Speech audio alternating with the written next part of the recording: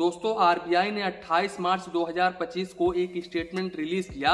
अब इस स्टेटमेंट को लेकर के काफी सारी जगहों पर जैसे कि social media platform YouTube, Facebook, Instagram पर यहाँ पर बवाल मचा हुआ है। काफी सारे लोग ये बोल रहे हैं कि अब आप किसी भी एटीएम मशीन से पैसे निकालते हो तो वहां पर आपको काफी हाई चार्जेस देना पड़ेगा। कई लोग ये भी बोल रहे हैं कि अब आपको यहाँ पर 20 रुपए से लेकर के 25 रुपए तक चार्जेस देना पड़ेगा। कई भाई हमारे ये बोल रहे हैं कि अब आपको यहाँ पर 50 रुपए से लेकर के 60 रुपए तक चार्जेस देना पड़ेगा। इसके अलावा एनपीसीआई का भी एक बहुत ही बड़ा बयान सामने निकल के आया है, जिसको लेकर के लोग बोल रहे हैं कि अब आप यूपीआई इस्तेमाल नहीं कर सकते हैं, जैसे कि गूगल पे, फोन पे, पेटीएम यहाँ पर बंद हो जाएगा, यूज नहीं कर सकते हैं। तो आखिर इन दोनों ही बातों में किस हद तक सच्चाई है, कितनी सच्चाई है, आज के इस वीडियो में हम बिल्कुल डिटेल्स में बात करेंगे। तो वीडियो को बिल्कुल भी स्किप मत करिएगा।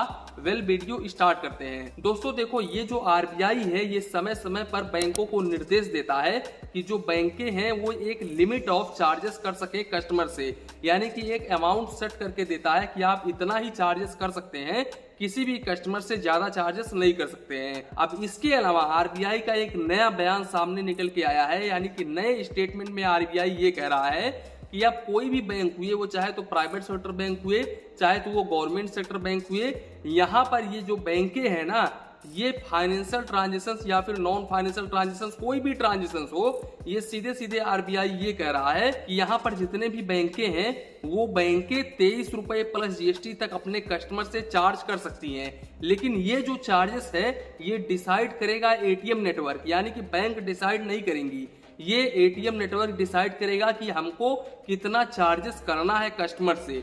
अब देखो, यहाँ पर काफी सारे लोगों को समझ में नहीं आ रहा होगा, तो यहाँ पर मैं आपको सिंपल भाषा में बता दूं। देखो, आपका किसी भी बैंक में अकाउंट है और आप उस बैंक के एटीएम कार्ड से किसी दूसरे बैंक के एटीएम मशीन से पैसे निकालने के लिए जाते हो, तो यहाँ पर भाई साहब आप नॉन मेट्रो सिटी से 5 ट्रांजेक्शन मंथली बिल्कुल फ्री ऑफ कॉस्ट में कर सकते हो। यानी कि 5 बार में आप चाहे तो पैसे निकालो, चाहे तो आप बैंक बैलेंस इंक्वायरी करो, चाहे तो आप मिनी स्टेटमेंट चेक करो, 5 ट्रांजेक्शन आप बिल्कुल फ्री ऑफ कॉस्ट में कर सकते हो।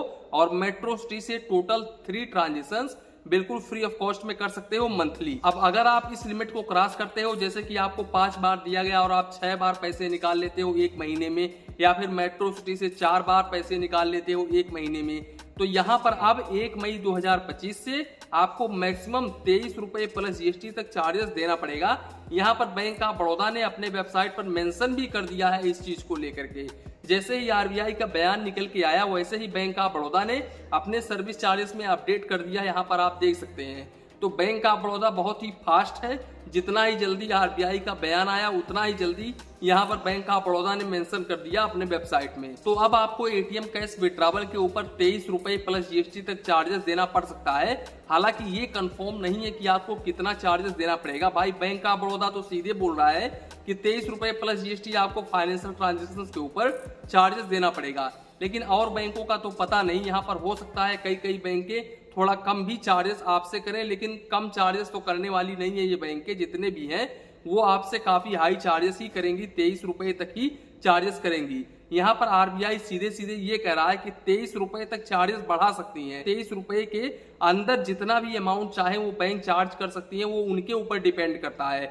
यहाँ पर आरबीआई ये नहीं कह रहा है कि आपको 23 रुपए ही करना है, 23 रुपए मैक्सिमम लिमिट सेट करके दिया है। अब दोस्तों, ये तो हो गया एटीएम कैश विड्रॉवल चार्जेस, जो कि 1 मई 2025 से इंक्रीज हो चुका है ऑलरेडी।